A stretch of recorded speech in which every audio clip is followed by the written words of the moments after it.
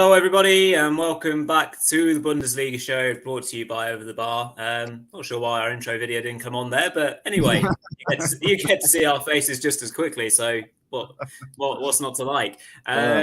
Yes, we're back for Matchday, Matchweek 23 review with myself and Peter. Mark is in the UK as we speak, but he is busy, unfortunately. So you are with myself and Peter this evening. What we're going to do is we're going to do a little bit of a look forward to the Dortmund Chelsea match, as well as having a brief preview of Bayern PSG as well. Then we'll get into some review of Match Week 23. Pretty much as you were from last week, the title race, although it's probably now shaped down to 2, we've got a 5-team relegation race, which is heating up even more, and loads of other entertaining things to get our teeth stuck into this evening. But before we do so, make sure to smash a like and comment this evening. If you're watching live, if you've got questions for us, please do smash them in. If you just got general thoughts about how the games went, please do let us know. We welcome it all as ever. And of course, please do press that red button and subscribe to the channel to make sure you don't miss out on all this brilliant Bundesliga action, as well as the Football League weekly show as well. We are in partnership with Bulinews, who, of course, Peter writes for. A fantastic website that, of course, we are working with Runa with on the fantasy show every week. Everything from long reads, North American or the Americans in the Bundesliga, which Peter writes, as well as the tactical weekly piece, amongst everything else. Of course, we are also in partnership with Bundesliga Boxes, fantastic company that provide you with authentic German t-shirts from as high up as the Bundesliga all the way down to regional Liga. So make sure you get across to Twitter and check them out as well. Right then, Peter. So Dortmund-Chelsea second leg, 1-0 as it stands. What are we feeling for tonight? So kickoff is just less than an hour, hence why we're doing the show an hour early so we can all watch and enjoy it. From the UK standpoint, so the English media, there's quite a lot of confidence for Chelsea, which I am flabbergasted by, to be honest. But what do you think the state of play is, and what are you expecting for tonight's match? I hope for a great one, of course. Hope for an instant classic. Dortmund, we should emphasize, have won all of their matches, all of their fixtures on the bounce in the new calendar year since play resumed. They are riding a 10-match winning streak, undefeated in 2023. Just having a quick look at the team sheets there, I see that the only change is going to be a Guerrero in for the suspended Ryerson, is it? And of course, the key to this match is the fact that Gregor Kobel, the number one choice Dortmund keeper, is not in goal. It is Alexander Meyer, who also had to fill in over the weekend. And if you compare those two players, if you contrast the two of them, Kobel is obviously, I believe, the better keeper. But Meyer is excellent at passing out of the back. I think he's a little bit quicker on his feet than Kobel. Sure. So how the Dortmund build-up play looks in the first 10, 15 minutes is going to dictate a lot of what you're going to see over the course of the full 90 minutes, how Meyer plays out of the back. I have confidence in Dortmund. I think that pretty much everyone is in excellent form. And with the keys of, I was just, as a matter of fact, writing an article today about the form of Emre Can, who serves a very, very special tactical role in the Dortmund set of tactics. He drops back and helps those center backs out, both on the build and in defensive track backs. Yeah. And Marius Wolf is in the form of his life as well. Yeah, may get his first German national team call-up. He's played on both flanks as an attacker and on both flanks as a fullback this season. So his time has finally come as well. And he's definitely a player to watch if you're tuning in this evening, which all football fans surely are. You wouldn't want to miss this one for the world. You would not, no. It stands to be a very exciting match. Should we put down a couple of predictions then and move on to Bayern PSG? I'm going to go 1-1. So Dortmund will go through 2 on an aggregate. Peter, what are you saying? I think that's an excellent prediction, and I'll predict goals for Havertz and we'll do this Haller. Yeah, Havertz and Haller. The two center forwards will swap goals at some point. That's my prediction.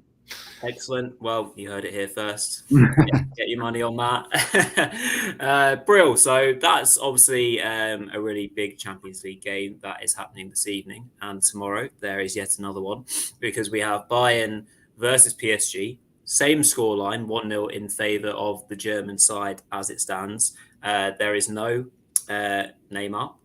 So he is out. He is out for the season, which is obviously a big blow for PSG. Again, Peter, looking forward to this one. Again, stands to be a match that I would expect a few more goals in, and PSG to come out fighting. But again, I can't see past a Bayern win. Yes, I will tip a big Bayern win at home at the Allianz. Bayern Stuttgart was the tactical focus piece in my weekly tactics column. And my apologies to you, Rory. I know it wasn't the most pleasant affair, although you can be proud of your team, particularly. We'll certainly talk about that in a little while. Yeah. But everybody in Bayern is in excellent form now, and Nagelsmann has more or less committed to starting the same starting 11. And that'll be probably a 4-2-3-1, which sort of morphs into a 3-4-2-1 or a 3-4-1-2 in attack. He always has a different plan on the ball. But Josip Stanisic, the young Croatian right back, has been guaranteed to start. I think he was fabulous on Saturday evening. Yeah. Kimmich and Goretzka are both looking extremely good. Jamal Musiala, Alphonso Davies. Coman had a little bit of a dip, but I think there was enough solid play. De Ligt was a huge player. Everybody on the Bayern pitch looked good on Saturday. And a big night for Thomas Müller. Another goal for Eric Maxim Choupo-Moting. So I'm thinking Nagelsmann sticks with the same 11, and they have a big win, maybe a 2-0, 3-0 win at the Allianz in front of their hometown fans. Very good. Yeah, I can't see past that. Although I might give PSG one. I'll go 3-1 Bayern. So okay. Yeah, 4-1 overall.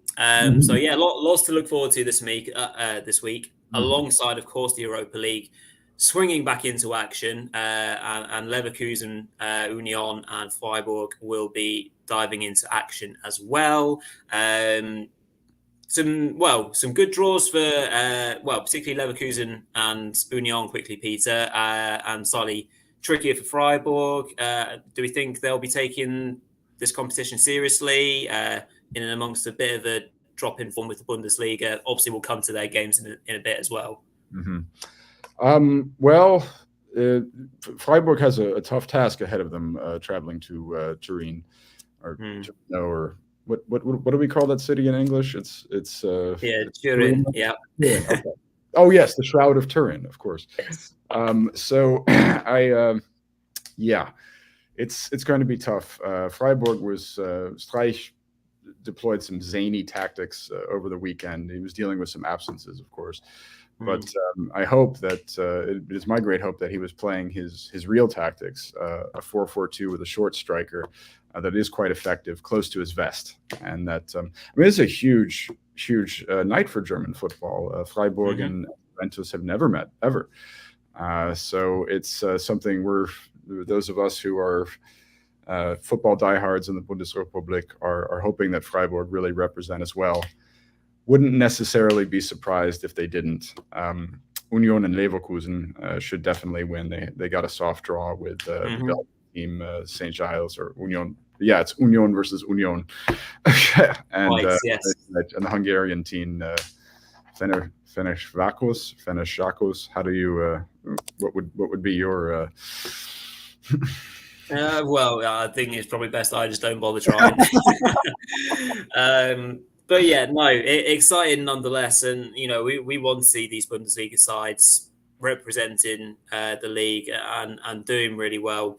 And I can see them doing so. Naturally, Frankfurt have got a bit of work to do against Napoli, but that won't be till next week, I believe. Did you? We should probably note that Napoli have denied Frankfurt traveling supporters a chance to. Yes, of course. For security reasons. And this is, you kind of knew something like this would happen down the line after what happened at the Camp Nou in the Europa League last season when the Frankfurt White Army invaded the thing. So you had a feeling that a team was going to take a cheap shot like this. And yeah, I'm with what Philipp Retschka, he's an Eintracht Frankfurt board member, said today, and that is that this is a cheap competitive distortion trick, based on flimsy security concern problems. It's really it's a disappointing thing for European football, and it does throw the integrity of the competition into question if UEFA allows this to stand. I mean, it's simply not. Well, yeah, I'm sure we all have our own thoughts on UEFA as a body, but we'll maybe not get into that right now. But yeah, looking forward to all those games. But instead of looking forward, let's now look back at match week 23 of the Bundesliga, and we're going to start with our focus with the title race. So we're flipping it around to what we did last week, because we started off with the relegation matches, so to speak. So we'll start off with the Friday night opener, which finally Friday night got a game worthy of the slot, as Leipzig and Dortmund clashed. It was obviously a huge game for both sides. I'm not sure if you can pin the game being more important to either side, but because Dortmund were on such a roll, I guess the pressure was on them to keep that up. Naturally, we all know the score, so Dortmund held on to get yet another win to stay perfect. And what was a really interesting game, Peter, because I think from all the different stats that you can see from after the game, Leipzig naturally kind of came on top from a statistical point of view in kind of shots and things like that, and maybe even XG. I'd have to double check that. Yes, they did. Well above Dortmund, in fact. But I think I'm reading what you put from your tactical point of view.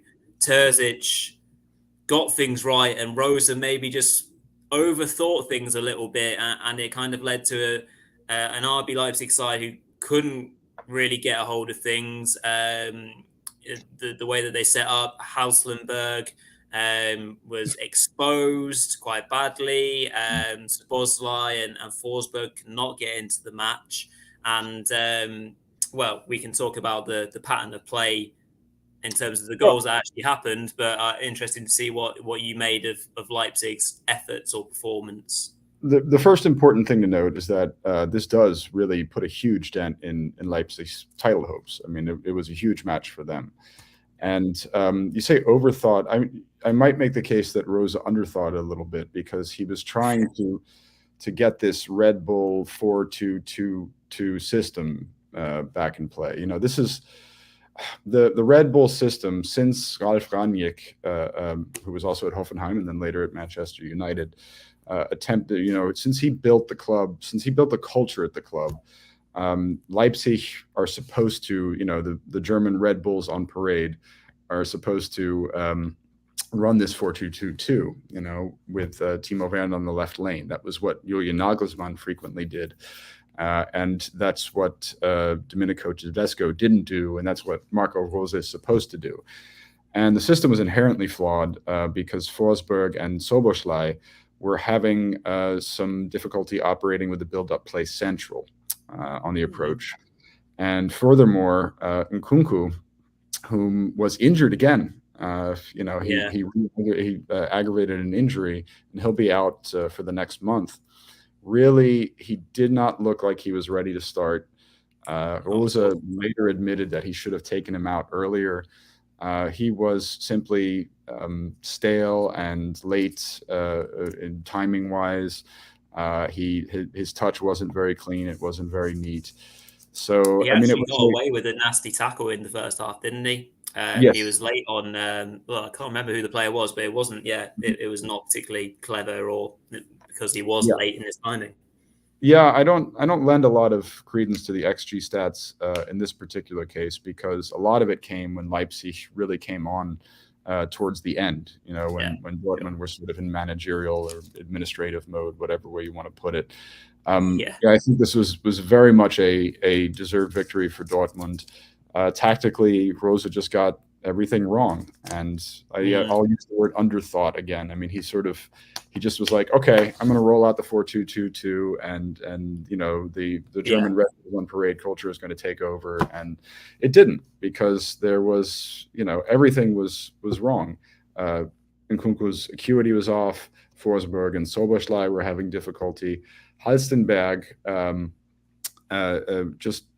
he wasn't the right man to start. He probably should have started Raum. As soon as he put Raum in, Raum affected the game. And Raum was the one who was instrumental in that 1-2 pullback, as was Xaver Schlager, who is also now hurt and probably out for the season. So it's Broza will look back on this and the week that the title race probably slipped out of his hands, and certainly regret many of his decisions here.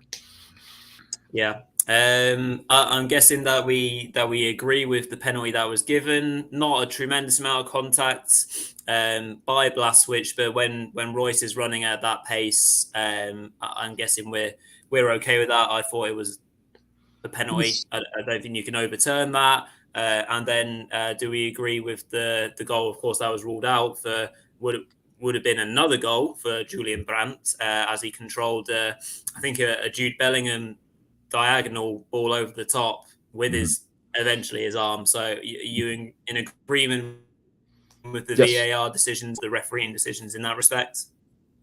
Absolutely. Nice Absolutely. And easy. Yeah. Grand. Nice and easy for me then. Yeah, I just wanted to see if we had any thoughts on that. Definitely Raum had a good impact when he came on. Dortmund, owe a lot to Schlotterbeck's shoulder, and then latterly a good couple of saves by Meyer. Although I think it was the Forsberg chance that was the last one. It was right at Meyer, although through a crowd of bodies. I suppose you have to give him credit for that. So Dortmund did their job and they went top of the Bundesliga momentarily, of course, because we still had the matter of the Sud derby. So Bayern travelled to a very boisterous, amazingly loud Mercedes-Benz Arena.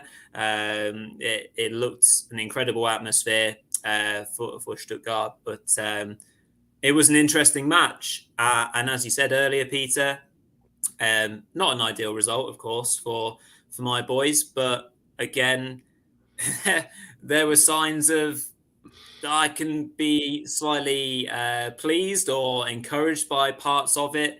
They chose to press Bayern with high energy in the right moments, I thought, and obviously were a Matthias de Ligt boot away from taking the lead from a Mavropanos deflected header, which I think was deflected and was going in. And then just as you think the plan is working, Matthias de Ligt, important at one end, then becomes instrumental at the other end, just picking up a ball from Musiala in the middle of the pitch, 25, 30 yards out, shooting through a body of players, and it beating the incumbent goalkeeper at the moment, Bredlow, for Stuttgart, who had made some good saves before that. And Peter, what followed after that, unfortunately, was just too much for Stuttgart to overturn after the lovely move for the Choupo-Moting second goal. It's I'm fumbling a little bit for some good news for Stuttgart here. It was obviously very admirable how Lautern had them come out with that heavy press, and they had Bayern rattled for maybe 8 minutes before things got. Give us 9 minutes. Or 9 minutes. Okay, I don't want to shortchange you, my good man. I never want to shortchange it. Yeah, it's every minute counts. It does. Every second does. It's the problem was that particularly on the counter, Stuttgart really. I mean, you could just see the dearth of quality. I mean, Führich he was not fast enough. Neither was Silas. Silas being the former footballing artist known as Silas Wamangituka, real name Silas Katompe Mvupe, now referred to as Silas.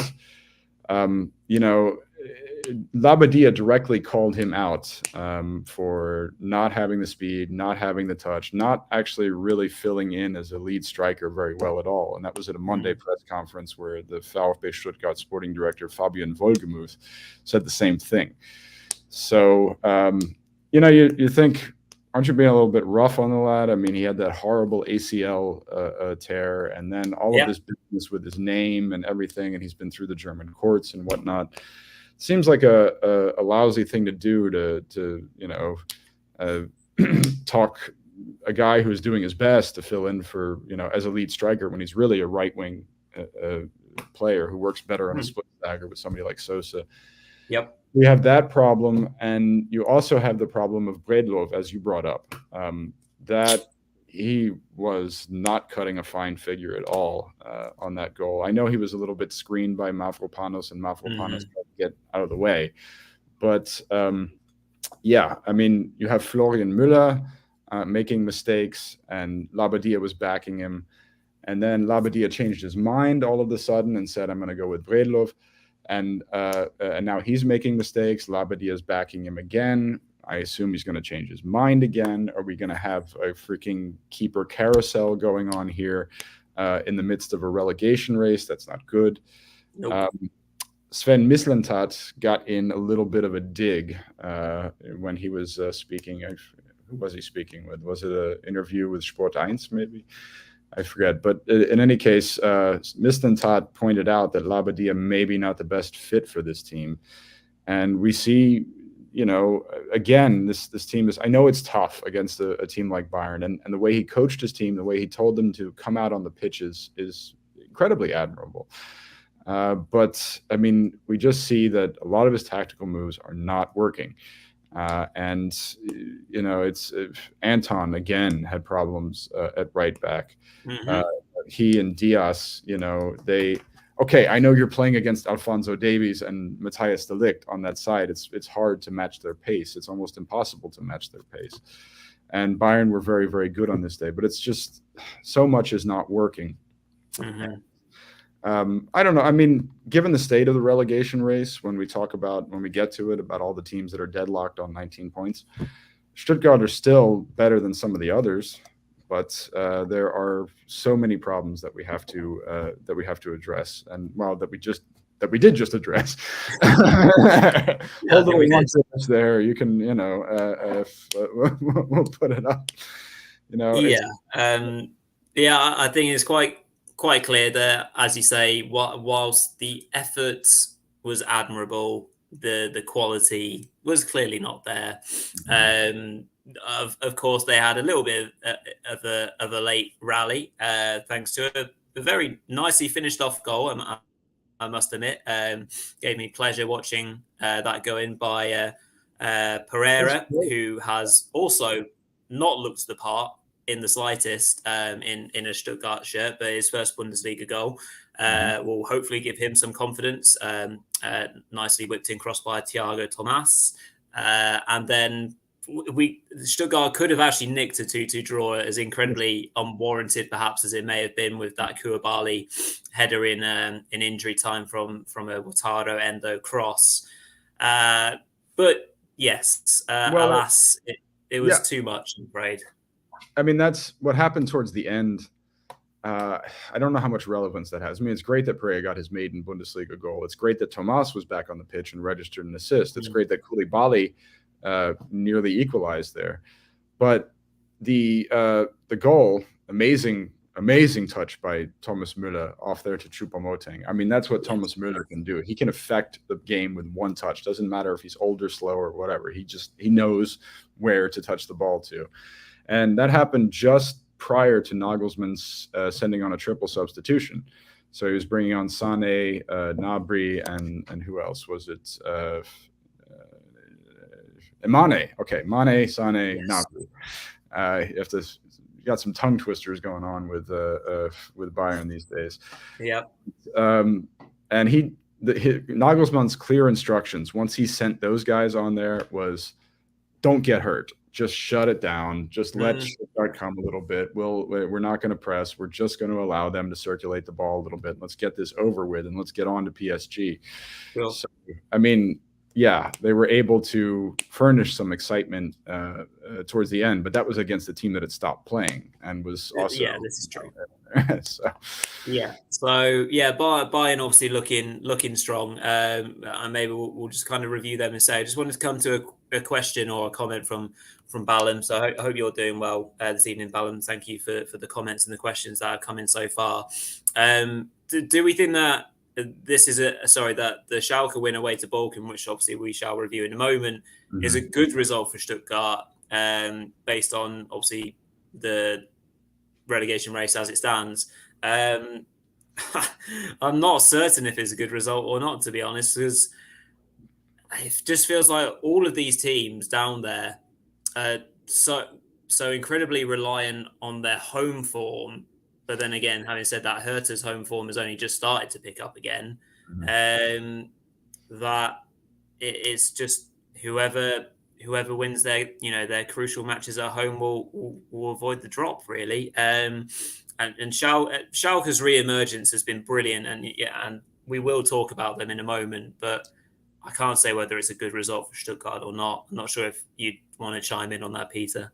Absolutely. Why don't you scroll down and we'll take a look at the bottom of the table. Absolutely. And I want to point out that this is historic. Never in Bundesliga history have 4 teams been tied on 19 points this late in the season. This is, and of course, Hertha are still in the relegation. So you have a 5-team relegation dogfight going on right now. Yeah. And the $1 million question, the €1,000,000 question, whatever you want to, the $8,000 pound question is, did I say dollar pound? Is which of these teams, really is going to be able to avoid the drop? And I've been thinking about this, and I've been racking my brain. I'm just like, I don't know. I mean, all of them are so rife with problems. I mean, Schalke is obviously on the uptick, but they have the big Revier derby coming this weekend against Dortmund. They do. And, so none of these teams, I don't see how any of these teams get on a real roll. You could say that Schalke does because they've won 2 straight. They've got a solid set of tactics. There's a lot of people that are clicking, but it won't take much for this team to go back to, 3-4 matches without a goal. I mean, they don't have that great of quality up front. This is highly intriguing stuff. I wish I had better answers. I really do. Absolutely. So, whilst we are concentrating on the relegation race now, let us talk about Schalke's most recent victory. And they're second on the bounce, 5 unbeaten, as obviously you can see on screen. Undefeated in the Rückrunde, Schalke are. If you kind of have seen anything of the Bundesliga this season in general, you would just think that this is crazy. But It has brought them on to 19 points with obviously 3 other sides and then Hertha just above. And their goal difference is slowly improving, but as you say, with Dortmund on the horizon, maybe that takes a little bit of a battering again. But the game itself, Peter, I say a game of 2 halves. Bochum certainly were the most threatening in the first half. Obviously, we've given a bit of credit to Hoffmann, but he spoons over a massive chance early on, doesn't he? Which obviously could have got Bochum on the front foot and 1-0 up early on. And then I think Antwi Adje or Antwi Adje, depending on how we're pronouncing it. Perfectly so. Had another chance, which was well saved. And then, just before half time, Reimann comes out for a cross, a Salazar cross, who was obviously energetic and important for Schalke again. Misses his clearance, and then in desperation turns around and inadvertently almost punches the ball straight into the back of the net. So that obviously makes it 1-0 before half time.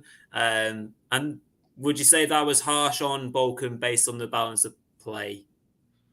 Of course, and Thomas Reis admitted as much in his post-match interview. You know, he admitted that his former club played much better during the opening 45, particularly when it came to the midfield duels. They were much better stuck in. It's I mean, this Manuel Riemann slapstick own goal, something that everybody should check out. I mean, it's something that it's one of those things that you should maybe watch on YouTube with like the Benny Hill theme playing. So I mean, yes, Bochum were unlucky in that respect. Schalke did play the much better second half. And Bochum are in real trouble now because the fans booed them off the pitch. When the fans went to the Ultra Curve there at the Vonovia Ruhrstadion, many of them got flipped off. Philipp Förster was most upset about this after the match. Why are our hometown fans flipping us off? And so, you know, home form is not always the most relevant thing, but with Bochum it really is. And now that their home form now that the Ruhrstadion is no longer a fortress, and the fans are turning on the team. I also didn't like. I mean, the fans, they put up an anti-Thomas Reis banner, calling him a dishonorable bastard and things like this. That made no sense to me, because Reis got sacked, you know, after he opened the season with 6 straight losses. Why is he a dishonorable bastard? I mean, if he had left Schalke for more money or something like this, or, you know. Yeah, was there chat about during this period that Reis was negotiating at the time about a new contract and that he wanted new money? So possibly what they're referring to? Well, there were a lot of rumors that Reis was trying to move to Schalke in the summer. Right. And that's yes, as you correctly pointed out, he wanted more money and things like this. But the Schalke move never materialized. He seemed to be comfortable at Bochum. He did lead them back to the top flight for the first time in 12 years. And I mean, look, I love the passion of the Revia Club ultras and whatnot. You can just look at last week's show when I sang some Herbert Grönemeyer for everybody. Absolutely. But I think that the fans are not doing their struggling team a very good service. You know, they're doing them quite the disservice at this stage in the season. 11 matches to go, and everything's a mess. The team is dropping in confidence and whatnot. You know, it's beginning to look a lot like Bochum. If they do recover, if they can string a couple of wins together, it'll be too late. So if we're to talk about a team that's definitely not looking like they can claw their way out of this relegation race, I hate to say it, it's going to be Bochum. And I think one of our viewers pointed out a few weeks ago how interesting it is that 3 of the clubs in the relegation race are all blue-white clubs. Yes. That would be, I mean, I guess we have to get Darmstadt promoted in order to get blue-whites back. Or blue-whites back, yeah. Yeah, in the Bundesliga, because we don't want the color blue to be underrepresented. But it's looking to be the case that we're going to have 3 blue teams go down. That's weird, you know. And Hertha is a blue team as well. So let's hope the red and white stay up. Bochum, a league high of 16 defeats, obviously, which you can see on the screen. Their goal difference is suffering week by week. Obviously, 6 wins, you know, is more than their relegation rivals, but their inability to maybe draw these games as can obviously be important. You know, point to points when it's this tight. So Schalke go marching on. There's a good chance that their unbeaten Rückrunde run will be snaffled this weekend when they take on their dear rivals in the Revier derby against Dortmund.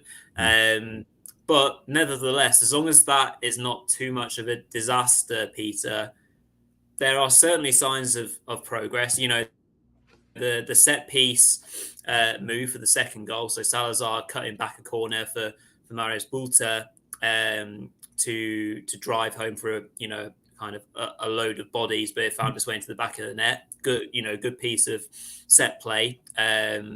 Obviously, that there was a Kevin Schlosserbeck goal towards the end, which was ruled out, which obviously didn't have any impact on the game anyhow. But yeah, not a nice bit of play from Schalke, and as you said, they're starting to play towards a system that they can maybe trust and take forward for the rest of this season. Yeah, I was surprised to see them line up in a 4-1-4-1 because Rice usually sticks to his 4-2-3-1, but he had injuries, he had issues. He put that Colombian Eder Alvarez Balanta in as the sweeper, and actually that didn't work very well. Balanta did not have a very good match. There are many players in Schalke white on that particular day, white with blue trim, that did have a good match, but I don't think that Balanta was particularly strong. And what he did adjustment-wise, in reformatting to a 3-5-2, brought on Tobias Moore and Cedric Brunner moved up to be the wingbacks, and Kraus and Kral moved back and to sort of clog the midfield. Salazar operated as the 10. Salazar arrives just in time, by the way, because Drexler was the 10, and he's out hurt now. But I mean, something you should mention about Schalke perhaps is that they've done a really good job coping. I mean, they've been injury plagued all season. Yeah, they have been. They have been. But look at what they've lost Kazuki, they've lost Skarka, they've lost Wijan, they've lost Aronin. So they've lost a lot of guys in the last few weeks that were integral to Rice's system, and yet they're still getting results. They're getting results with Marius Bulter filling in and things like this. They're getting there. So that's a double surprise for Schalke that they've been able to cope with a lot of interruptions to what was Rice's plan after the January transfer window, when things started to go awry. And I've said it before, I'll say it again. Maya Yoshida and Moritz Mercedes Jens, they're playing like the best center half duo in the Bundesliga right now. It's insane. They're even better than Süle and Schlotterbeck, because Süle and Schlotterbeck rely on Emre Can for help, as we were talking about at the beginning of the program. Crazy. These guys they're amazing. And so I think the latest on Jens is he's on loan from Celtic. Mm-hmm. If Schalke managed to avoid relegation, there's an automatic purchase clause that's going to cost Schalke 4 million. That is 4 million that they will happily pay, and that is money. Yeah, good business. If they manage to avoid the drop. Yeah, 100%. Good stuff. Right. Well, what we'll do is we'll move on to a Sunday game that involved one of the incumbent members of the relegation race, Circa Hertha Berlin, who were hit for 4 and very quickly brought back down to earth by a pacey Leverkusen side that just simply tore the Hertha back line to shreds. It was not a good matchup at all. The Hertha back line as well seemed incredibly high for my viewing and thoughts. So Frimpong and Diaby just cut loose down the right hand side. So there was obviously a setup, a cutback for Asmoon, who after a VAR check, the goal stood that the full ball went over the line. Soon after, could have had another goal. 10 minutes later, Frimpong was on the receiving end of a cutback himself. This time, Diaby doing the work. So that was 2-0. Unfortunately, that was the end for Frimpong because he did get injured. And Timo Fosu-Mensah, former Man United boy, of course, lovely to see him playing football again, was his replacement. And then the third goal, Diaby set up by a sumptuous through ball by the ridiculous Florian Wirtz. Just absolutely love watching him play. 3-0 was the game, Peter. I mean, 2-0 was probably the game. Let's be honest here. Kind of a consolation goal. Lukebakio getting a penalty after Fosu Mensah very clumsily fouled in the area, and then Adley adding a lovely strike towards the end. Was it just simply a bad matchup for Hertha this weekend? They're so poor on the road as well. Peter, just I think you alluded to this in your tactical review. Absolutely. I mean, this happened to be one of those matches that, when you look at the team sheets and you see it on paper, you predict how the match is going to unfold. And thankfully, that doesn't happen all that often in football. Mm-hmm. But when you took a look at you took a look at Moussa Diaby and Jeremy Frimpong going against Marvin Plattenhardt and Marc-Oliver Kempf. You just had a feeling that they were going to get murdered on that Leverkusen right. And that's precisely what happened. It reminded me a little bit of I think it was 2 years ago that Leverkusen just demolished Köln on the flanks, and Köln were trying to avoid relegation that year. Friedhelm Funkel was the interim trainer, and Funkel was just like, Leverkusen are ungodly fast on the flanks, and then he had to stop himself. He nearly put his foot in his mouth because he was going to mention that the Leverkusen flankers were. Yes. You remember that? I do. That this match made me think of that match because it was a no contest. A horrible performance from Hertha. Schwarz's 3-5-2. It just didn't stand a chance when you looked at it on paper, when you looked at the team sheet, and all of that completely came true. Glad you've got Florian Wirtz a mention in there. We're absolutely thrilled and delighted that our young German phenom is back from his ACL injury and hasn't really missed much of a beat. He's back, he's fit, he's doing all of these sumptuous, amazing things. And since we have Jamal Musiala as well, hopefully we can look forward to just some incredible dribbling and footwork on the German national team for many, many years to come. And a big shout out to Sardar Azmoun, the Iranian Messi, who got his second goal. Yeah, second goal in as many matches, another artistic finish. Glad that he's in the Bundesliga. He very nearly left. But we're he nearly left in January, but we're glad that he's here. Absolutely love him. Let's not forget he took a stance against the Iranian regime during the World Cup, prior to the World Cup, and during it as well. He was a big part of why that team protested the absolutely primitive and inexcusable manner in which the Iranian Islamic Republic was repressing its own citizens, particularly its women. So, lots of good things to report on Leverkusen there. They're playing a terrible team, but lots of, very, very, not a good outing for Hertha. Definitely one to forget. They'll be wanting to certainly pick up that form again, which, as you can see on screen, is very hit and miss. And whilst we're talking of teams that are, hit and miss, we might as well come on to Augsburg and Werder, who played out an entertaining 2-1 victory for Augsburg and Peter. A slight pattern is emerging with Augsburg as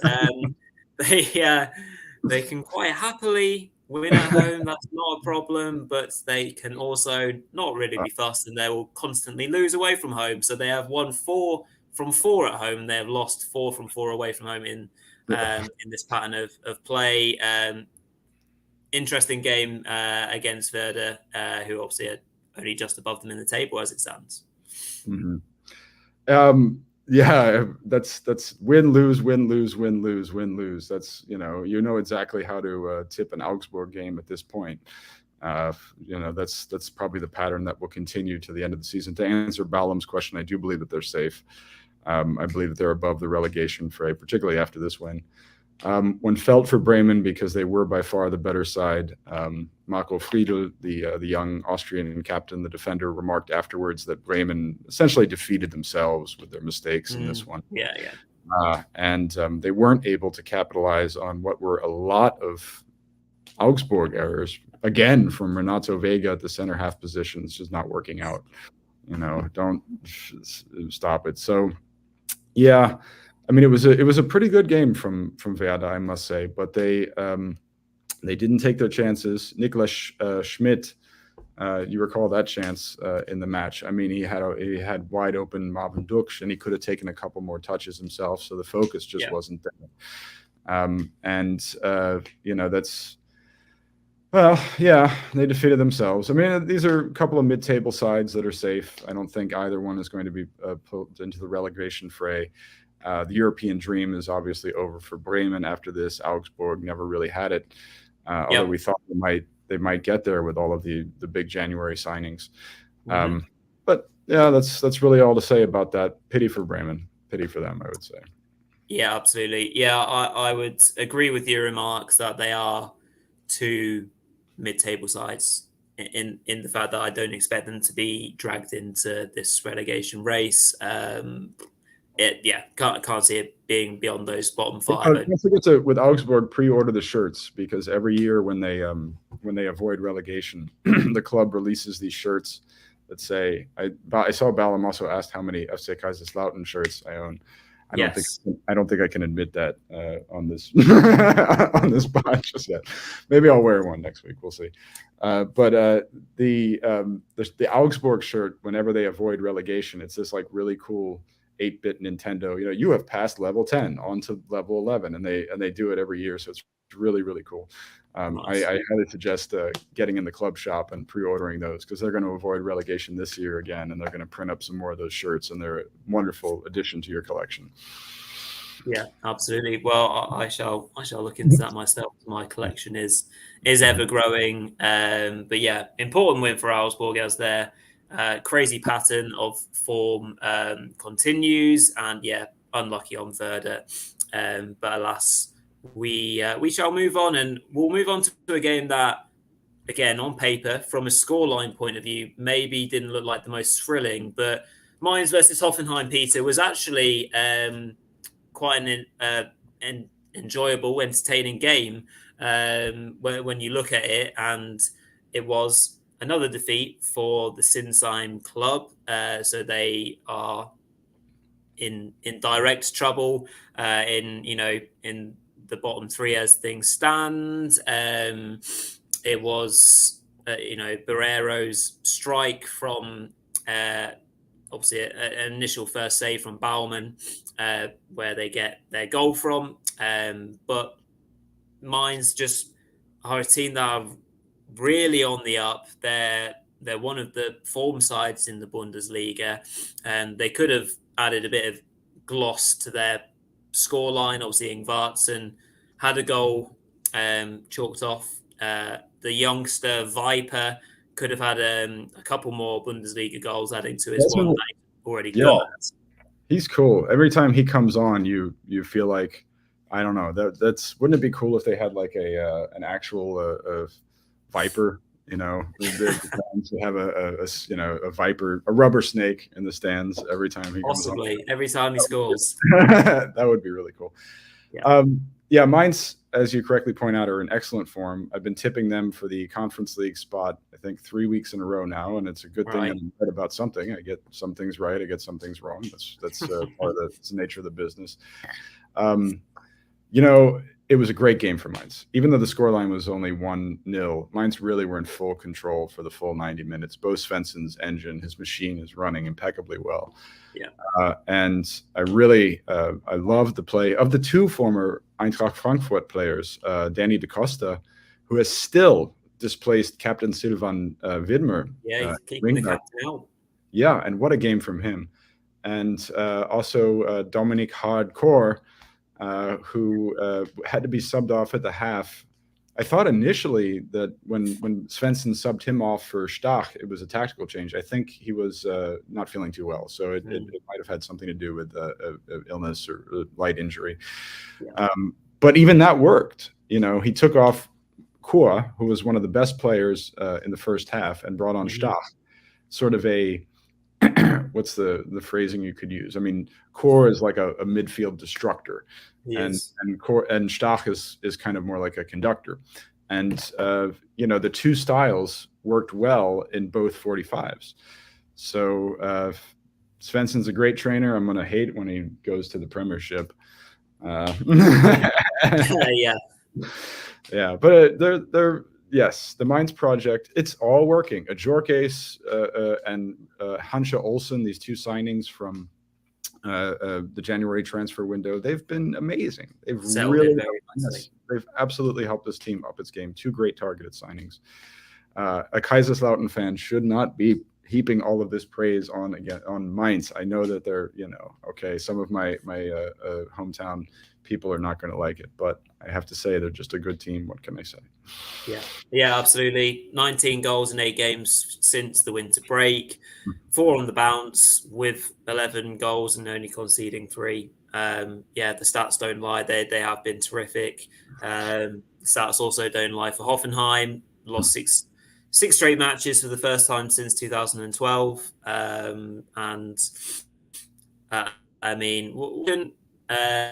Of course, former VfB Stuttgart head coach, head trainer Pellegrino Matarazzo do with this side, Peter? Because they're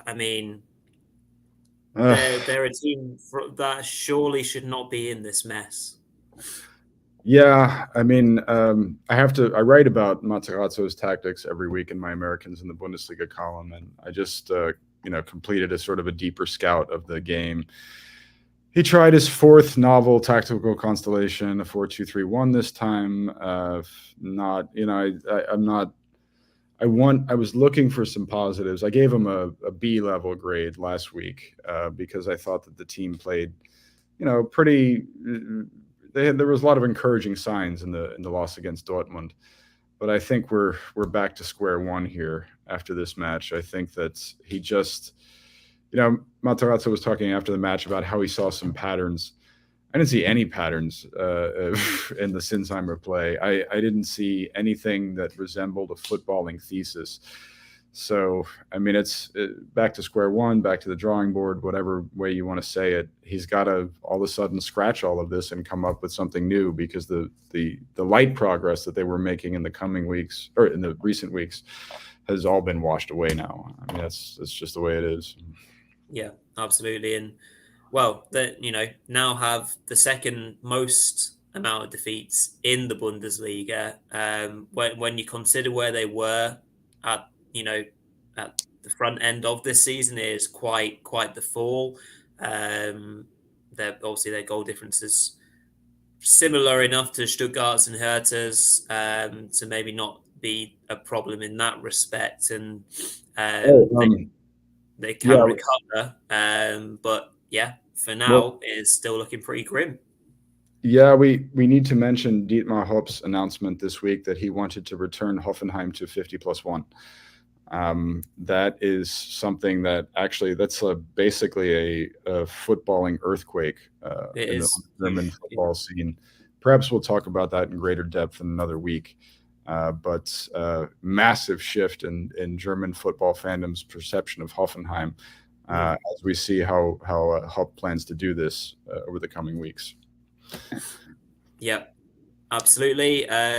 Right, well, I'm trying to find what games we haven't actually come to yet. Let's maybe do where are we? Let's do the entertaining Sunday afternoon match between 2 sides whose European ambitions are starting to falter somewhat, and maybe even Frankfurt's slight glimpses of what could have been a really entertaining title race are certainly at an end after they shared 4 goals in what was a pretty crazy first half. Peter, some pretty poor play for the first goal for Wolfsburg, I would say, as Marmoush went through. So rounded Kevin Trapp quite easily, as Evan and Dicker tried to play the offside line, which didn't work.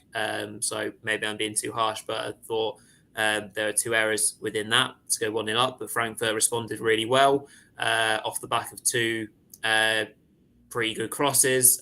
So Kolo Muani getting his standard goal, lovely header, in fact, and quite a rare header from him. I think that's only his second headed goal from a Buta cross, and he is really impressing at the moment. And then Ndicka lashing home a great half volley after a bit of poor play from Wolfsburg, not being able to clear their lines. But then before the half was out, Gerhardt was able to equalise through a near post header from a Wimmer free kick, making it 2-2. Second half, a bit more cagey, but there was still a chance for Casteels to fumble late on and almost Ndicka getting on the end of that. There's quite a lot of harem-scarum moments for goalkeepers this weekend as well, wasn't there, Peter? Trapp was a bit rash, Casteels, and we've already gone through the others. You knew that this was going to be a crazy match because of what happened shortly after kickoff. I mean, they noticed that the goalpost was too high. Oliver Glasner noticed that, and he told Niko Kovac about it. And then they told the match official. The match official goes over to Trapp and says, "Your goalpost is too high." Trapp's like, "What?" So he had to get up there and do pull-ups on the goalpost to get the post back into its post hole, into its moorings. And, from that point onward, you're like, how are we going to have a regular football match after this? And that's basically what transpired. It was a real fun match to watch, even in the second 45 where there were no goals because there were all of those chances that you just alluded to. The big story, of course, from this, I mean, you would think that the story might have something to do with Glasner returning to Wolfsburg or Kovac, his own old team or something like that. All of that was pretty. That was negated once they had the little conference at the beginning and decided, hey, we got to fix the goalpost. Yannick Gerhardt, wow. His assist of that goal and his goal later, he is Wolfsburg's leading scorer now. I think that's an amazing story. We were talking about Marius Wolf probably getting his first call up to the German senior national team.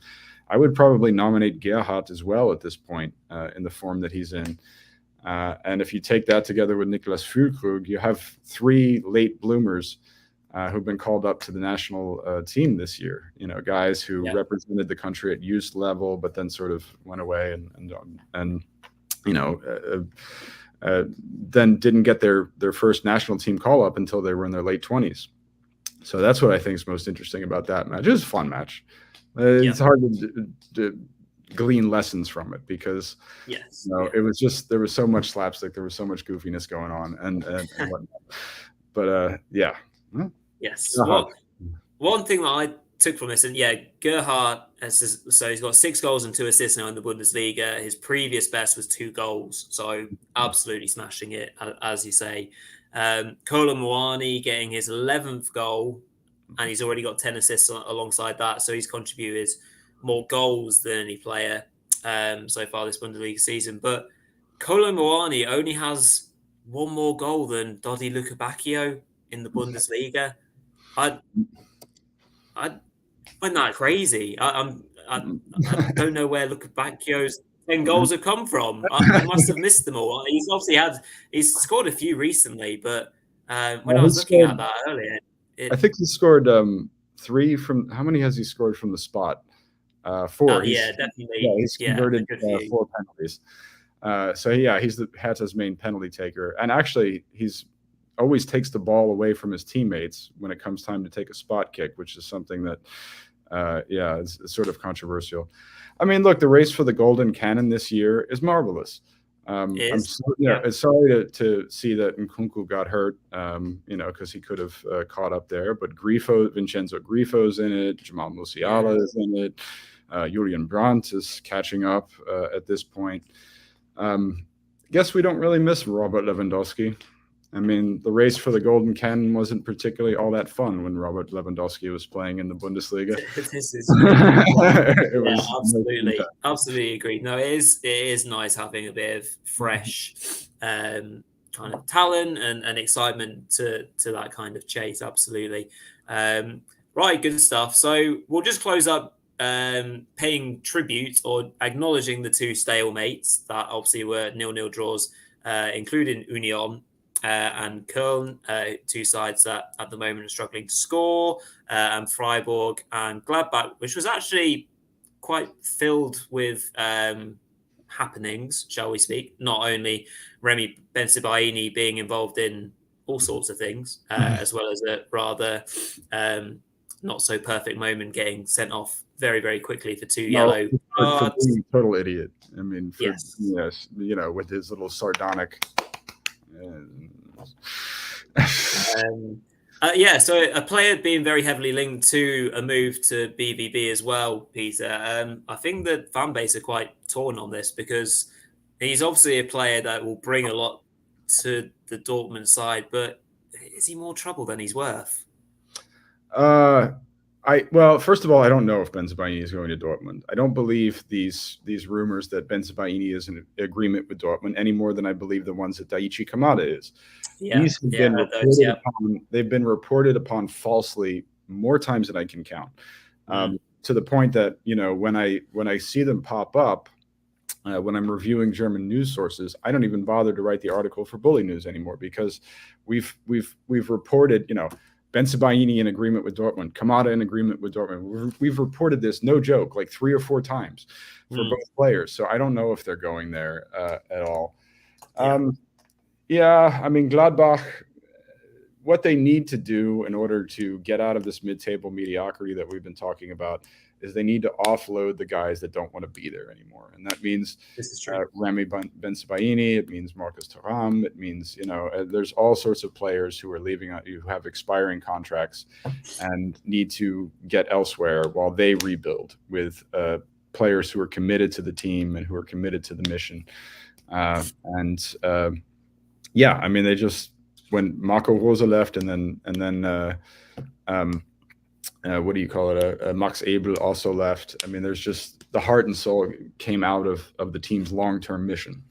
And so they'll be happy to be rid of some of these players and bring up some of their own guys. Maybe Luca Netz or this Lucas Ulrich kid from Hertha can take Bensebaini's place.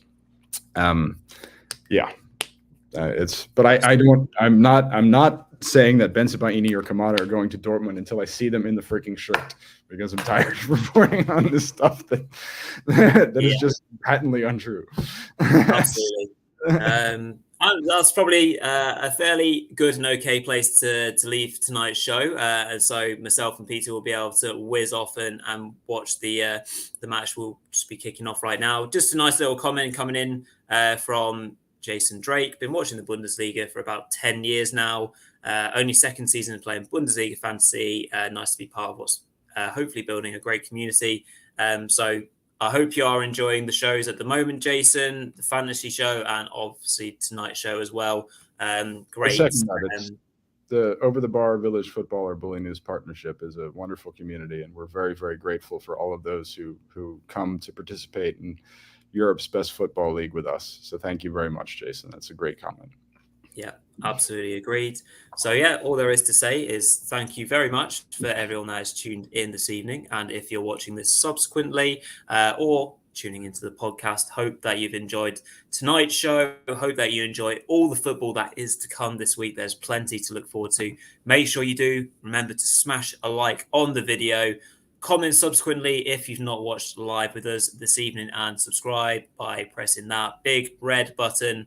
And we shall see you all next time. So till then, cheers all.